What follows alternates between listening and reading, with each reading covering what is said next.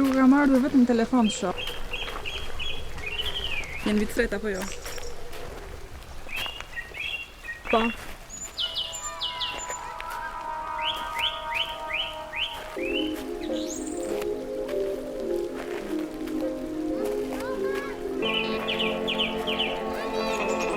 Më ta mbyllësh telefonin që të bisedojmë tamam?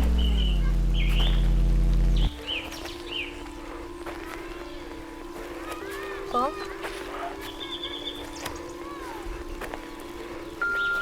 Ke folur me Arbrin? Po. Shiko Miguel. Po e bëj këtë bishoptitin që të flasim për gjërat për ta shijë natyrën. Si ke ndryshuar kaq shumë?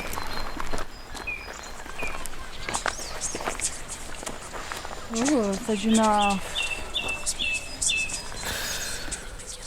Më fal.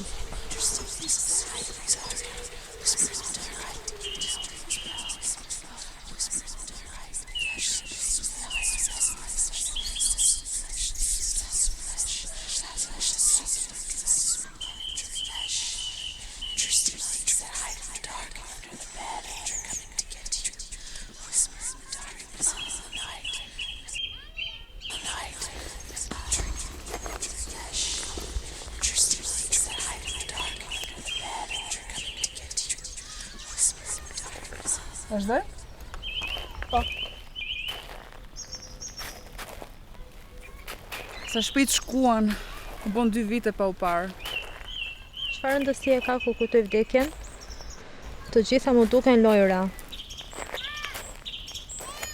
Nuk e di kush e ka thënë që të jetosh nuk është ndonjë gjë e re. Rast të vdesësh nuk është ndonjë gjë e re. Miguel, prapë me këto bëllë që ti?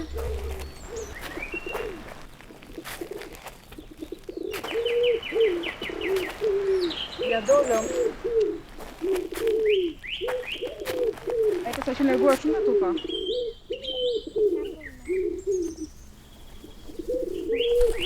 Qa bërë të këmbë. Jo, që ime ai! Mos ma prek tyrin! So, mos ma prek. Ime është mësuar! Mos u fut një këtu!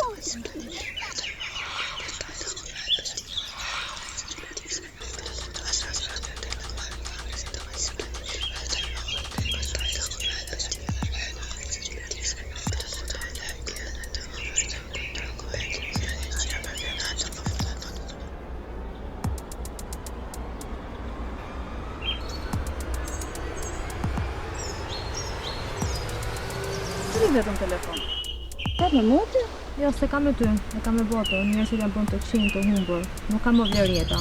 Shiko Miguel, nuk është fajin që më doli mua bursa ndërkohë që ti u ndave me Arbrin. Nuk e kuptoj pse po bën këtë gjë një herë. Çfarë është ky zhurmë? Asgjë. Jo, nuk më besohet. A pritur që interesoj ose çfarë bëj unë? Ke seriozisht? Fitarin gjallë, nuk e duroj dot vdekjen.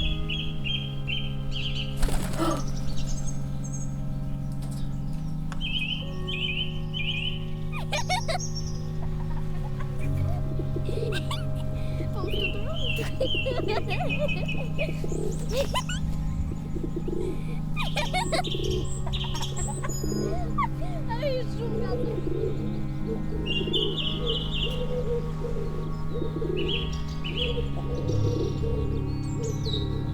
Atë të fshet, ajo kur nuk e ka thënë askujt.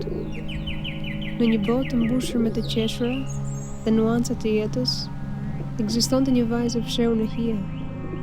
Ajo duroi vite izolimi, e burgosur dhe abuzuar nga babai i saj. Ndërkohë që të tjerët shijonin marrëdhëniet njerëzore, ajo u bë një spektatore e padukshme e një jete për të cilën vetëm mund të ndëronte.